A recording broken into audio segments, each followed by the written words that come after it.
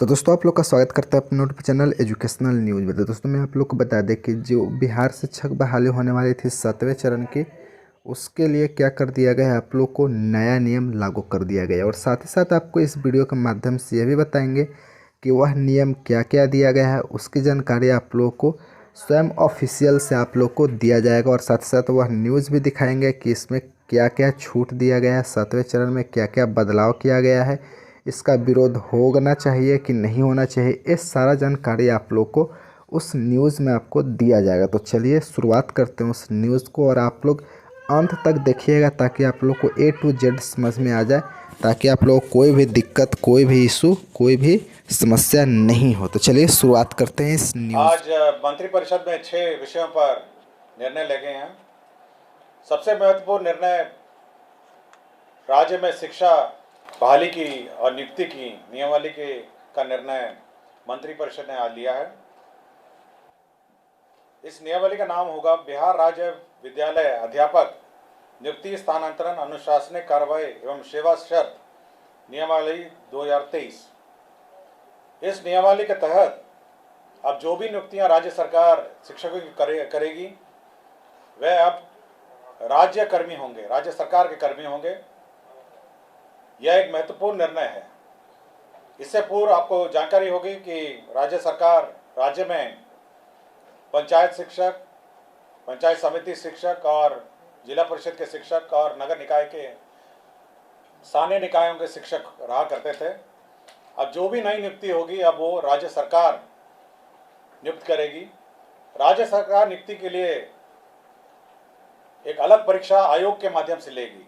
तो एक आयोग जो राज्य सरकार निर्धारित करेगी, हो सकता है बीपीएससी, हो सकता है कोई भी आयोग जो है जो निर्धारित करेगी, उसके माध्यम से राज्य सरकार परीक्षा लेगी और परीक्षा के माध्यम से ही अब नियुक्तियां होंगी। इस नियुक्ति में भाग लेने के लिए जो अर्हता होगी वह मैं पढ़ देता हूं। इसकी नियुक्ति की जो अनिवार्य अर्हता है, भारत के नागरिक हों और बिहार राज्य के स्थायी निवासी होना चाहिए, ये पहली अर्हता होगी। विद्यालय अध्यापक के पद पर नियुक्ति हेतु राष्ट्रीय अध्यापक शिक्षा परिषद द्वारा समय समय पर निर्धारित शैक्षणिक एवं प्रशासनिक योग्यता धारित करते हों एवं विशेष विद्यालय अध्यापक के लिए अर्हता भारतीय पुनर्वास परिषद के अनुरूप अनिवार्य होगा। तो ये महत्वपूर्ण एक अनिवार्यता है। राज्य सरकार एवं केंद्र सरकार द्वारा समय समय पर आहूत शिक्षा पात्रता परीक्षा में उत्तीर्ण हो, परंतु वर्ष 2012 से पूर्व नियुक्त एवं कार्यरत शिक्षक जो दक्षता परीक्षा उत्तीर्ण होंगे के लिए शिक्षक पात्रता परीक्षा में उत्तीर्ण अनिवार्य नहीं होगा। विषय विशेष के लिए अलग से विशेष अर्हता का निर्धारण विभाग द्वारा समय समय पर किया जाएगा। तो ये बिल्कुल स्पष्ट होगा कि पहले तो आपकी जो परीक्षा होगी, जो क्वालिफाइंग एग्जाम है, जो राज्य सरकार और केंद्र सरकार के लिए पहले ली जाती थी, उसके क्वालिफाई करने के बाद ही आप सरकार द्वारा जो कमीशन के माध्यम से परीक्षा होगी उसमें आप बैठ पाएंगे। तो पहला एक एग्ज़ाम जो सभी ने लिखा है, चाहे वो टीईटी हो और अन्य जो शिक्षा परीक्षाएं हैं, उसको क्वालिफाई करने के बाद आप राज्य सरकार के कमीशन द्वारा जो सरकार जो कमीशन निर्धारित करेगी उसके माध्यम से जो परीक्षा ली जाएगी, तो बहाली उसके माध्यम से होगी। इसमें न्यूनतम आयु निर्धारित है 21 साल और अधिकतम आयु सरकार द्वारा निर्धारित की जाएगी। जो सरकारी नौकरी में अधिकतम आयु है वह होगी, लेकिन जो 10 साल की नियुक्ति वर्ष का जो छूट होगा, इस नियमावली के प्रवृत्त होने के पश्चात नियुक्ति के प्रथम संव्यवहार में अधिकतम आयु सीमा में 10 वर्ष की छूट दे होगी। तो इसमें नियमावली में 10 वर्ष का छूट का भी प्रावधान है जो लोग पूर्व में नियुक्त होंगे। इसमें यह खासियत यह है कि इस परीक्षा में जो अभी वर्तमान में जिसको आप कहते हैं 7वें चरण या अन्य चरण जो हैं, वो लोग भी बैठेंगे, परीक्षा लिखेंगे। और साथ ही साथ जो अभी तक जो शिक्षक नियुक्ति जो गैर सरकारी शिक्षक हैं, जो सरकार के जो नगर निकाय और पंचायत स्तरीय और स्थानीय निकाय के शिक्षक हैं, वह भी इसमें बैठ पाएंगे। तो सभी प्रकार के शिक्षक जो हैं, जो अर्हता रखते हैं, वह बैठ पाएंगे और इस नियमावली के माध्यम से अगर अर्हता रखते होंगे तो कमीशन द्वारा जो परीक्षा ली जाएगी उसमें बैठेंगे। सभी जो कैंडिडेट्स हैं जो इस परीक्षा में लिखेंगे उनको 3 मौका दिया जाएगा, तो 3 बार लिख सकेंगे और 3 मौके के बाद वह नहीं लिख सकेंगे। जहाँ तक रिजर्वेशन की बात है, सारा राज्य सरकार द्वारा निर्धारित आरक्षण रोस्टर का पालन किया जाएगा, और लेकिन साथ ही साथ जो आरक्षण है प्राथमिक एवं मध्य विद्यालय के मूल कोटि एवं स्नातक कोटि के विद्यालय प्रधानाध्यापक के पद पर प्रत्येक विषय में न्यूनतम 50% महिला अभ्यर्थियों की नियुक्ति की जाएगी। जो वर्तमान में शिक्षा में जो आरक्षण लागू है वह यथावत रहेगा, किंतु अन्य जो महिलाओं को छोड़ के अन्य जो राज्य सरकार का जो आरक्षण का नियम है वह लागू होगा।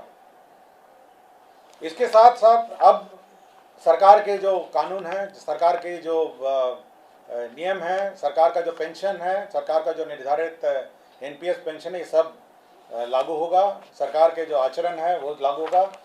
यह नीति अब जिला संवर्ग के रूप में होगी, जिसमें जिला के अंदर स्थानांतरण का प्रावधान है और अंतर जिला का भी स्थानांतरण का विशेष परिस्थिति में प्रावधान है। संपुष्टि, सेवा संपुष्टि भी उसी अनुसार है, शिकायत अपील भी उसी अनुसार है। और कैबिनेट ने यह निर्णय लिया है कि अब अन्य किसी प्रकार से शिक्षा की नियुक्ति नहीं की जाएगी, शिक्षक की नियुक्ति नहीं की जाएगी। केवल जो सरकार द्वारा निर्धारित कमीशन है उसके माध्यम से परीक्षा होगी और उसी माध्यम से अब शिक्षा नियुक्ति होगी। यह बिल्कुल कैबिनेट ने स्पष्ट निर्णय ले लिया गया है।